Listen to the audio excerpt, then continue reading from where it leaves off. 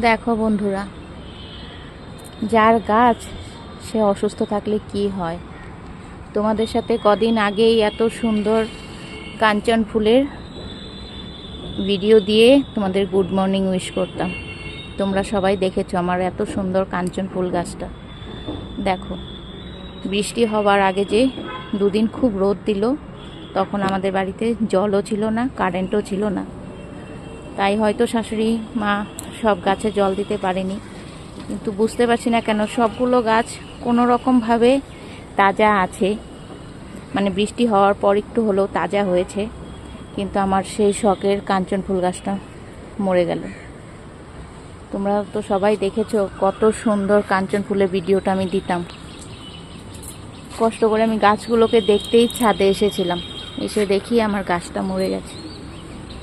ভীষণ কষ্ট লাগে গো। আমি অনেক কষ্ট করে গাছগুলোকে বড় করেছি। সেই কোথা কোথা থেকে আমি গাছের বীজ এনেছি, মাটি কিনে এনেছি, অনেক কষ্ট করেছি। গাছগুলো সব নষ্ট হয়ে যাচ্ছে। আমার শরীরটা খারাপ হয়, আমার চারদিক ভেসে যাচ্ছে, আমার সংসার ভেসে যাচ্ছে, আমার দোকান ভেসে যাচ্ছে, আমার গাছগুলোও মরে যাচ্ছে। মনটা ভীষণ খারাপ লাগছে গাছটা দেখে আমার। এত সুন্দর তরতাজা গাছটা, আমার এত বড় গাছটা মরে গেল কিভাবে।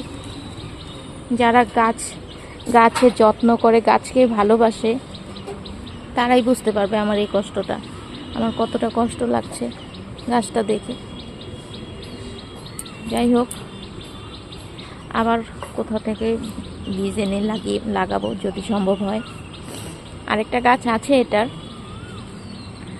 চলো বাই বন্ধুরা।